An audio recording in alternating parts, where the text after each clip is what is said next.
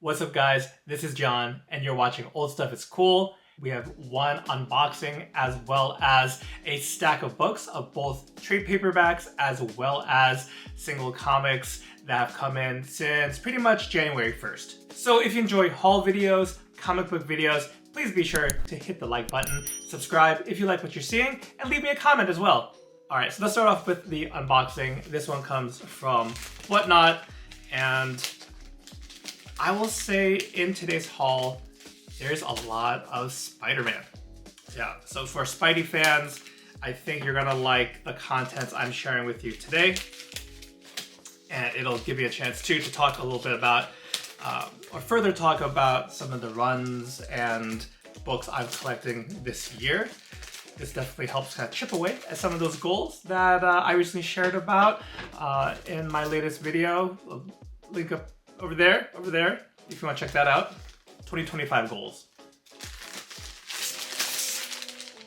Alright, so nice Gemini protector, liking what I'm seeing. This is the first time I'm ordering from this Whatnot seller, and I think for the most part, with my foray into buying things on Whatnot last year, I've been pretty lucky as far as the packaging goes. Everything's been safe, and for the vast majority, I would say like 90% of stuff I've ordered have come in Gemini mailers. And there might be some editing magic as I'm a little slow with unboxing, but there's some excess tape.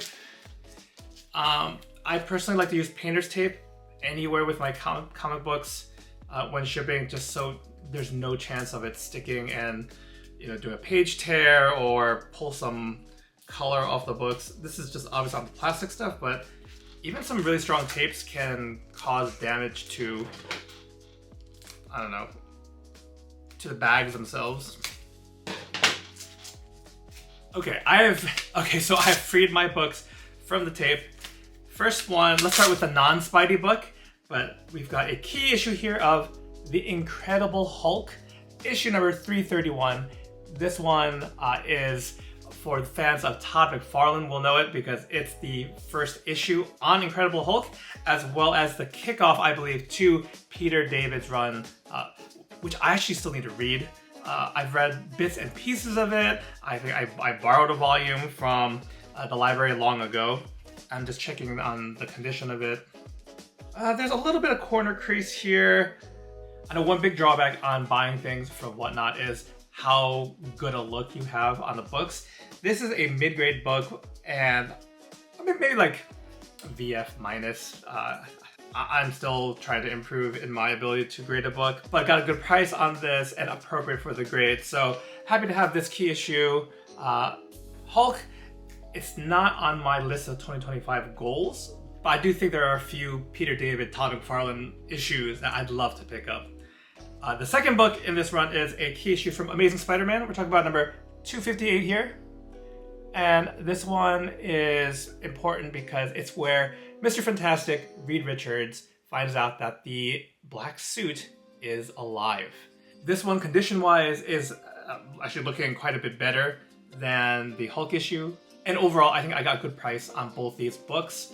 And also, this is a newsstand copy. But I think it's a, I don't know, iconic is too strong a word, but it's an important issue for Amazing Spider-Man fans and fans of the whole black suit alien symbiote, which I'm a huge fan of. Alright guys, pardon the wardrobe change. My camera actually ran out of batteries. Then the rest of the day kind of flew by with family activities. So moving on, I've got some pickups from Whatnot to share with you, and we can do this fairly quickly. We got Fantastic Four, number 221. It's not a key issue or anything like that. I think I got it for $1, and it is written by John Byrne. I think it precedes his main run on Fantastic Four, trying to pick up little by little the John Byrne Fantastic Four books. And I did mention there's more Spider-Man, so next up is Amazing Spider-Man number 309. We got good old Todd McFarlane art here. I am trying to pick up, and I'm missing maybe like just under a dozen of the Todd McFarlane Amazing Spider-Man, those early 300 books. And that's something that I might finish this year, but it's also something where as I come across them at a good price, like this one for example, it's a mid-grade. It's got some spine ticks. It's not the prettiest copy I could have gotten, but I think this one I picked up for about $4 or so for a mid-grade book, and just to at least get a copy in the collection. And it looks fine. You know, it presents well. I'm happy with that. Following that one is a little down the road, Amazing Spider-Man 322. And this one was part of the assassination plot. There's some great covers in this storyline. This is part 3 of 6, which I'm actually missing the other covers. So like the Captain America and Spidey, Sabretooth and Spidey. That's part of this little story arc here. More McFarlane art, very dynamic. And you know, I've been reading also, at least on digital, some of the early Todd McFarlane books, and it's interesting. And not really just the art, but also the story and the pace of things. I think David McLeany was the main writer of the book for quite a while. And it's not so wordy as like a Chris Claremont Uncanny X-Men book, but it's definitely wordier than the more modern Spider-Man books. And kind of random and not Spider-Man related, but X-Men 2099, #1. This features one of my other favorite artists, Ron Lim. This is a book that I had in the past. For nostalgia's sake, I am picking up some of the 2099 #1 books. This, this template with the foil borders has been homaged and copied. So those were the floppies, the single issues that I recently picked up. I also have a number of trades. First one I got as a lot off of the comic book marketplace, Comic Swap on Reddit. The 3 books I picked up of Guardians of the Galaxy really dictated the modern day version and what would ultimately inform the MCU version, albeit a slightly different cast, and even the characterizations could be a little different, but we wouldn't have James Gunn Guardians of the Galaxy, which is probably a very solid trilogy within the MCU. We wouldn't have it without Abnett and Landing's run on this. So there are newer printings. These are the, I think these are the complete collections, 1 and 2. So I'm showing you volume 1 here and volume 2. These are books that I, collected as floppies and have them in a short box somewhere.